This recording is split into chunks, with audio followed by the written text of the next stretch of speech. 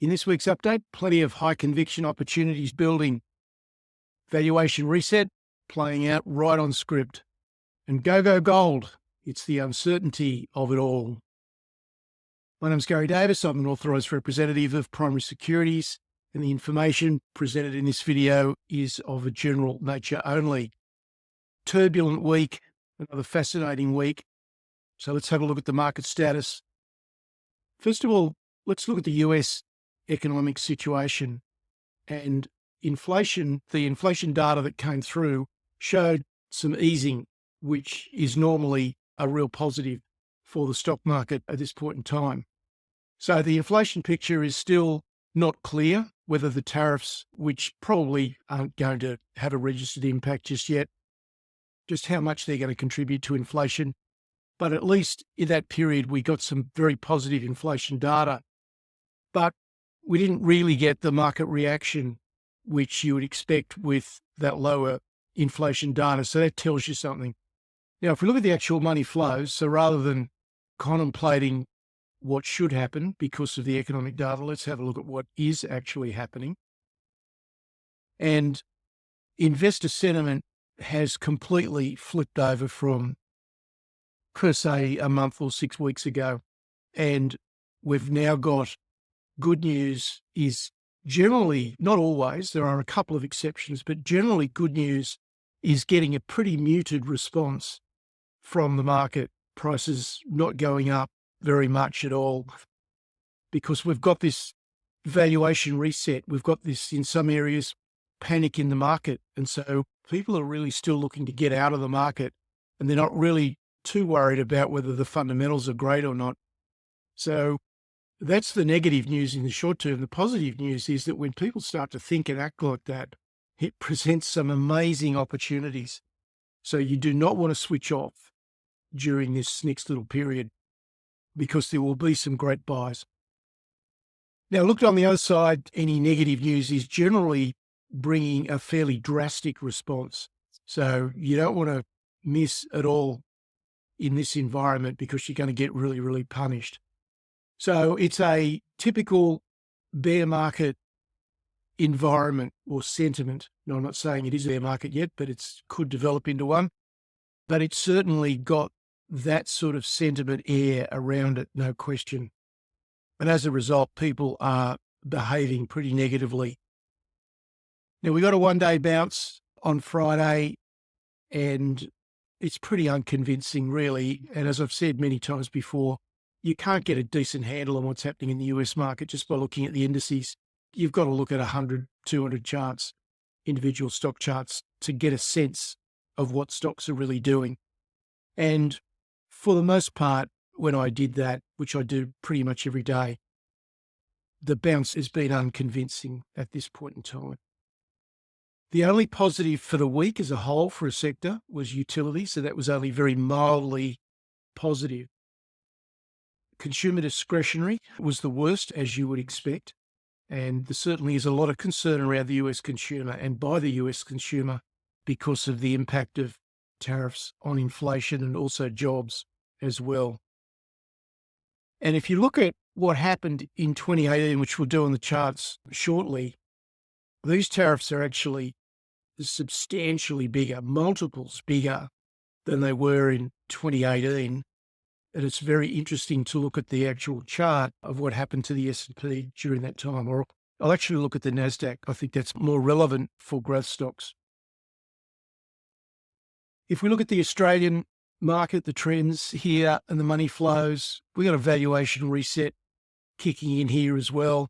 And it took a little bit, didn't happen straight out of the gates, but we've got the very high or formerly very high PE stocks, the real market champions, the zeros and the PMEs, business very much as usual, but the share price is marked down quite sharply because it's a valuation reset. No one wants to be holding these ultra high PE stocks anymore. And there may be a bit more downside to go, but we've got to remember that these are still magnificent businesses. Forget the valuation and the share price. They're magnificent businesses. And over the long term, they're almost certainly going to return to their former highs and probably set new highs.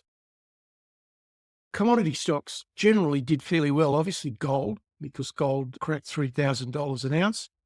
But we've also got some corporate activity of varying stripes in a number of commodity areas. So we've certainly got a relatively positive, compared to the rest of the market, sentiment around commodity stocks. So that's certainly a good area. And of course, we've got selected small caps pretty much across the spectrum, because this is very much about the individual business. And I'll have a lot more to say about that as we go through.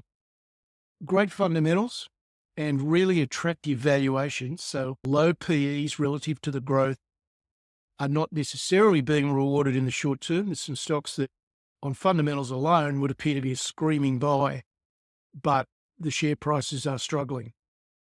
So in the short term, it's not happening, but in the medium to longer term, that will play out when you've got a great growth business and you've got really low valuations.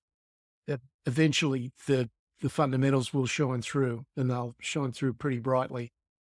So there's still a lot to be enthusiastic about in the Australian market. So what to do, what approach, and it's probably, maybe it's not too late, but you've certainly missed the first couple of buses. What approach should you be taking that works in these periods? What approaches have I been encouraging members to take in our memberships? Well, the first thing is you've got to raise a level of cash which is appropriate for you. And that means you should think about it. You should consider it and not just knee-jerk reaction dump a whole bunch of stocks because you feel uncomfortable. Think about what sort of strategic level of cash you want to use to put to work to buy bargains. And whether that's 20%, 30%, 40%, it's a very individual decision. But you need to do that relatively early on. The second thing is to prioritize the reduction in exposure and do it on the basis of both quality and weightings. So lower quality stocks should go out the door first. Extremely high weightings, and particularly if those high weightings are also high PE stocks, they probably should be trimmed as well, because as we've seen with stocks like PME and Zero, the market eventually gets them. Car Group is probably another one you can throw in there. Thirdly, know what your targets are. Be very clear on what the targets are and what the entry looks like. We obviously have no idea of what the price point will be, but we can know what it looks like in terms of candle pattern. So these are all things that you can very simply do in advance, or you can tap into someone that can give you the guidance on that. Understand, and this is the really important thing, because I get feedback from not only members but also non-members, and there are plenty of people out there that are just gripped with fear and they're just shunning the market without really understanding that the next real quality investment is now going on sale. It may not be a buy yet. We may have further downside, but it is going on sale. And so you don't want to turn your back on this market, because you'll probably be missing some wonderful investment opportunities. So that's what to do. Most of that should have already been done. What to look for, what makes a high probability growth investment. And I touch on these criteria just about every week. A great place to start looking is businesses that are founder-led, that have been very successful growth businesses. When you've got a founder-led business, they've got lots of skin in the game, they've got conviction, they've got passion, and they often build a team around them that thinks, acts similarly, and it just leads to a very efficient, very productive, very focused business. They allocate capital well. So founder-led businesses are a great start, and we've got lots of them in our portfolios. And I'm also drilling down very deeply into these stocks as well for members, because it's really important at this point in time that I give members the detail to feel confident and the perspective to feel confident about what they're doing. And confidence in these sort of markets is just like gold. It's absolutely critical. These companies, they have a clear vision, they have a culture, and that fosters loyalty and productivity, as I've said. They've got a very long and expanding growth runway, new geographies, new verticals, new possibilities left, right, and center. These are the companies that the market will tend to price generously in the future when we get back to a more positive sentiment.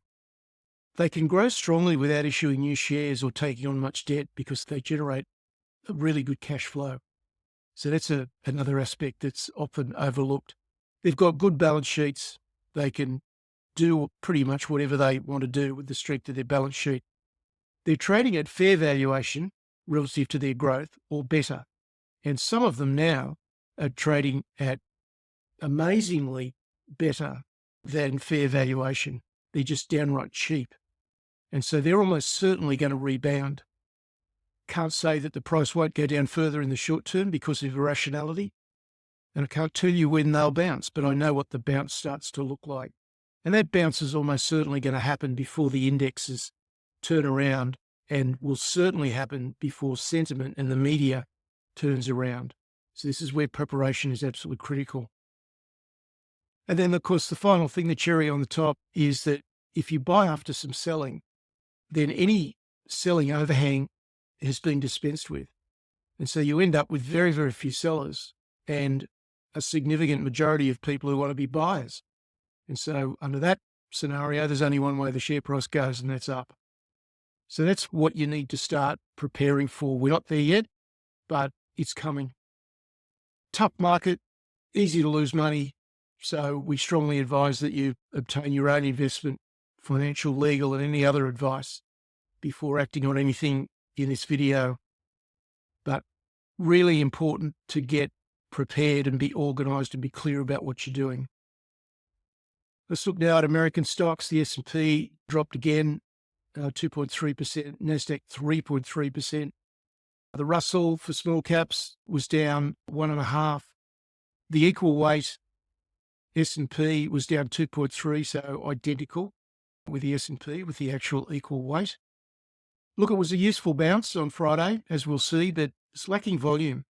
And it may well just be a bit of preliminary shorts, people who've shorted the market, doing some covering, because the way you gain profit when you short the market is you have to buy it back. And so that adds to the buying pressure. So there could have been a little bit of short covering on Friday, but otherwise it was a reasonably unimpressive bounce at this point in time. Few stocks look really good, but they're an absolute minority. We've got a very different focus from Trump this time than in his first presidency.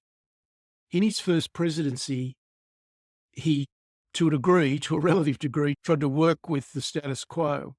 This time, he's just chucking it all out. Also, he doesn't have another term to go, so there's no re-election prospects hanging off the end of this, as we do in other countries. So he's brought a completely different attitude to what he's doing. And it's erratic. It's negotiating style. I'm sure that he used in business. I'm not sure that it works in running a country, but it's a very different approach, and it's going to be extremely disruptive. Now, that doesn't mean that we can't have good markets and good stocks, because of course we will. The US dollar edged lower, 103.72, not a lot of change there. 10-year yield was slightly higher at 4.32, and the VIX, though, was still above 20, so there's still a lot of nervousness out there. Let's go to the charts. We'll start with the S&P on a daily chart. So this is Friday. We also had a bounce the previous Friday as well.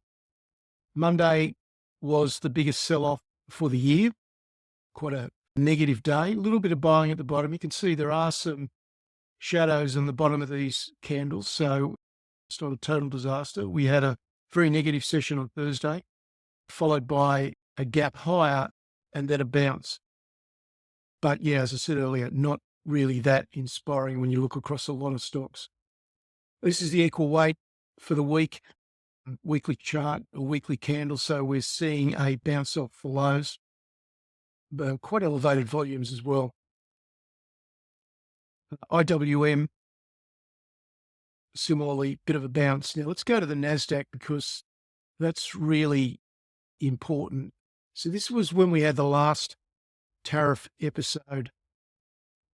So this is early October 2018, down to late December 2018.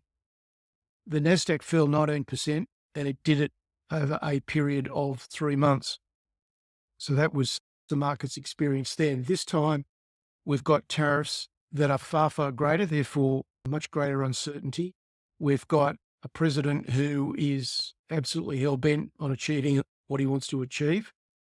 So you'd have to think that the odds favour this corrective period being at least of the dimension of this one. Now, that may not be the case, but I think that's not a bad starting point. So roughly 20% down in 3 months was the NASDAQ's experience last time.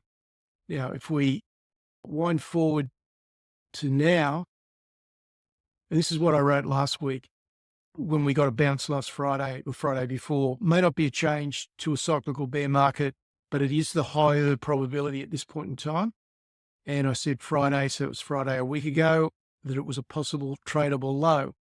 Well, turned out that didn't count for very much because the market then had one of its biggest down days of the year immediately on the Monday. So no tradable low there. And we've got another bounce, which is problematic at this stage. So this time, the NASDAQ is down 13%, but it's only been 3 weeks. And I think more than the 13% fall, I'm more influenced by the fact that it's only been 3 weeks that the market has gone down. It just doesn't feel like it's been enough time because there's an incredible upheaval going on here, fundamentally, economically. It just doesn't at all feel right that this can get dispensed with in 3-4 weeks. Trump's far more serious this time, and he's in a serious hurry as well, and he's got nothing to lose. So they're all the aspects that I look at. I think that means that we can assign, it's not a forecast, but you can certainly think about assigning reasonable probabilities. And I think it's reasonable to expect that this period is going to take longer to play out yet. Now, we may get a bounce. We may bounce back up into here. A half or 2/3 bounce from this decline would not be at all abnormal. But yeah, it's a market that you don't want to be too impatient with. Now, this is a really interesting chart. This is the S&P 500 versus the gold price in US dollars.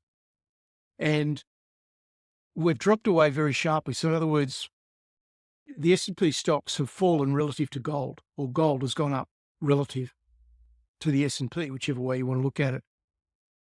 And I don't think it's any coincidence that we're very sharply and very suddenly back to the level that we're at in 2020, where gold is significantly, so obviously with COVID, gold is very significantly outperforming the rest of the stock market. So if you had some long gold exposure, either via stocks, via ETFs, or via physical gold, then you've done really well in the last little period. You've done even better if you had any short index exposure. Also, because you would have been winning on stocks on the downside, you would have been winning on gold on the upside. So you would have had a wonderful period. Now, really hard to do. The gold one, not so hard. That's pretty straightforward. Going short stocks and the indices, a bit harder because the speed of the transition this time was difficult. We're only 3 or 4 weeks in. It's been very hard to get any degree of confidence of the fact that this was going down. But I mean, it's pretty obvious now. It has been obvious for a couple of weeks. So granted, harder to get short stocks, but the odds are that this isn't over. And that then raises the question, well, if you do want to get some short exposure for strategic reasons, when's the best time to do that? Is it when stocks have been down very sharply, or is it on a bounce? Of course, it's on a bounce when we get a bit of a relief rally and then you short into that relief rally. If you did one or both of those things, then you've done very well. And the point I'm making here is that this is not a market to be feared. There are still opportunities. So that's the key message. If we look at the other parts of the market, these are the US sectors. This is the first rate cut that I've been showing. Bit of a blip up on Friday, but you can see we're in downtrend in most areas. Energy seems to have leveled out a bit. Consumer staples have actually picked up quite nicely. So that's the US market. Turning now to Aussie stocks. The Aussie dollar gained a little bit, not much, 62.66, but it's basically, pretty unimpressive over the last few months compared to the amount that the US dollar has fallen. And I think that makes a very clear statement about how we're perceived by the rest of the world. We're definitely a country that's falling relative to many other places. The ASX 200 index was down 2% for the week. It's highly likely we'll get a bounce here on Monday morning. But the index is likely to remain under pressure for varying reasons. We had a very poor session last Monday, following on from a positive US session. That didn't help. We've had heavy selling in the banks. We've also, from time to time, had some heavy selling in the mining sector as well. So there's varying reasons there. The banks obviously coming off, and I've been talking about this for more than a year, the banks trading at absolutely excessive valuations, historically excessive valuations. But look, there's many great stocks that are not overvalued. And so they're not acting like the US. And when we look through our Australian portfolio, we've actually got the majority of stocks are actually only moving sideways. There's a lot of fluctuation, a lot of volatility, but their prices are just moving sideways. So they're actually behaving quite well. And that's for a couple of pretty obvious reasons. One is they didn't have the excessive valuations that they needed to adjust or reset to. Valuations have been ignored for a fair while, but they're not being ignored anymore. And that's why we're seeing the very high PE stocks come off quite sharply. So now is the time to exploit this divergence, or now being this period, this next 3 months, 6 months period, being the time to exploit the divergence that has existed for several years now between large caps and small caps. There are some wonderful small caps, great businesses, a lot of them founder-led, that are on extremely appealing valuations, and the share price, the probability of the share price moving higher over time is extremely high. Let's go back and look at the charts. We'll just have a quick look at the ASX market. There's the ASX 200 on a weekly. So you can see 4 quite definite, emphatic weeks to the downside. A good part of that has been the finance sector kicking in. So it's also on a weekly chart. So that's pretty sharp.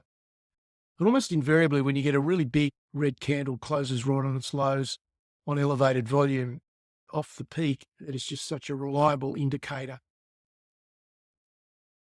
There's the materials index on a weekly chart, steadied a bit last week with the iron ore price kicking up a bit. But look, it's the 200 period moving average is rolling over. The price has been below it almost all of the last 7 or 8 months. So this is not a particularly good trend here. Energy continues to trend to the downside. That's been hit. So this is information technology. So this has been hurt a lot by the WiseTech Global kind of companies, but also the reset. A lot of the high PE companies live in this sector. So it's a pretty somber looking Australian market. Let's just look at the currencies quickly. That's the US dollar on a weekly chart. So down a little bit for the week. But the Australian dollar not really bouncing. If you go back to the US, look at how much that has come off since the 10th of January. And yet look how much the Australian dollar has gone up since the 10th of January. It's quite a graphic picture. All right, let's go now to gold. Of course, that was a very good week for gold, up another $74, cracked over 3,000. At one point closed just below it in Aussie dollars, $4,737. That's amazingly profitable territory. Silver was back to 34.03. We're seeing a shift. I mean, there's multiple reasons why gold is going up. Obviously, the uncertainty is contributing to all that, but we've seen a shift from US treasuries. Countries that held the US treasuries are moving to other areas, one of which is gold. And we've also got all these multiple crises around the world. We've also seen record central bank purchases over the last 3 years, so that's not new news. But if you look at where things sit at the moment, it's a trend that's probably unlikely to change. There is absolutely no reason why it would change. And the local miners we'll take a look at that. So first of all, gold. Oh, look at silver first. So there's the silver chart. So we've still got higher highs and higher lows. This is a weekly chart. I'll just pop that onto a daily. So we've got, definite decent trend there in silver. There's the gold price in US dollars. So another very strong week. That's a tremendous trend when you stand back and look at it on that weekly basis. There's the gold price trend in Aussie dollars, even stronger because our currency has been weak. And just while I'm here, Bitcoin as well has obviously come off from those highs above 100,000. Close the week at 84,000. Now, if we look at GDXJ, so the global gold miners, not necessarily the super majors, but the rest of the big stocks. So stocks like Northern Star, Evolution Mining are in this global index. You can see it's still not as substantial as the gold price would indicate that it should be from previous cycles. So gold stocks have not run up to the extent that we've seen in the past. There's still some degree of hesitation there. But nevertheless, we're getting higher highs and higher lows, so it's all pretty positive. And that's the Aussie index. That has done better and has had really since the start of the year. It's done extremely well. It's gone from 55 to 70, so that's quite a move in that Aussie index. Looking at other commodities, copper and nickel didn't change very much. Copper has been stronger of late. There are so many headwinds and tailwinds that we've got, particularly with the copper sector. You can make a very positive case in the medium to longer term, or you can make a more negative case about global demand in the shorter term. So it's a confusing sector. China, obviously vital in the overall mix, what their demand situation is going to be. But look, as I say a lot, if you're relying on commodity prices to raise the share price of the miner that you own, then you don't have any control over that because the commodity price is what it is. But if you are working on the world's best projects, then the progress of the project will give you that uplift, or will be highly likely to give you that uplift in the share price. And you can control many aspects of that. You can control, obviously, the quality of the asset that you buy, the quality of the management, the experience of the management, all those things.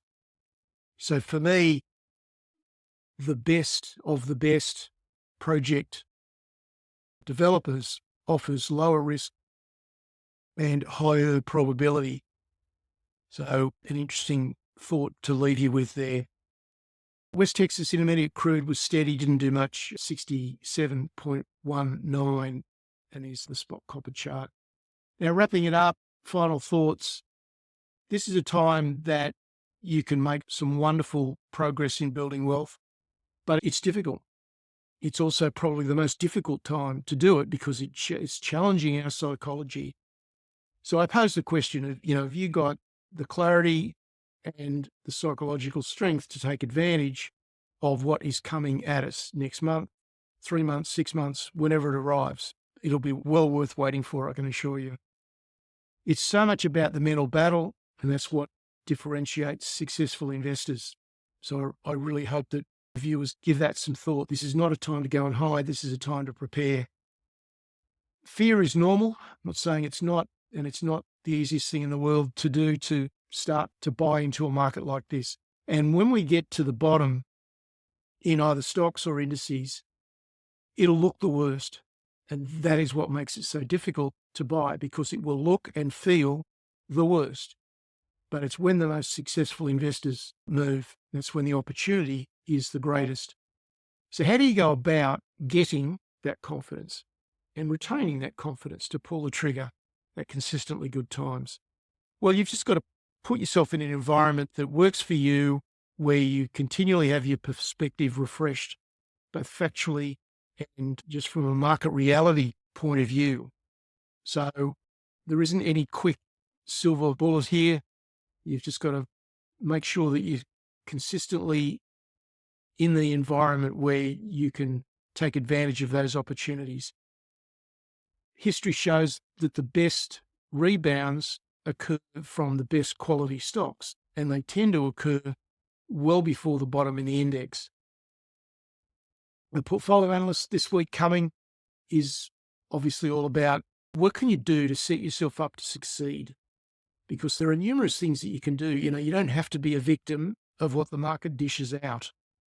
You can train yourself to do consistently effective things. So that's it for this week. Just a couple of final perspectives. The tariff situation at the moment is far, far greater, multiples greater than it was in 2018. So how does that play out? Does that make it worse? Does it create more opportunities in some areas? I don't know the answer to that, but I'm certainly alert to the possibilities. Secondly, the thing that strikes me is that markets are totally focused at the moment on the impacts of tariffs on inflation and therefore what might happen with interest rates and the consumer and all the rest of it. But no one really seems to be talking much about the stocks where tariffs, and this perhaps relates more to the US, where tariffs are going to impact their growth substantially on the positive. There's no real discussion around that. There are stocks where that is going to occur. And the final thing is that corrections offer fabulous opportunities in the right kind of stocks. You just need to know what the right kind of stocks are. So I'll leave it at that for this week. I'll be back with you next Sunday. Cheers.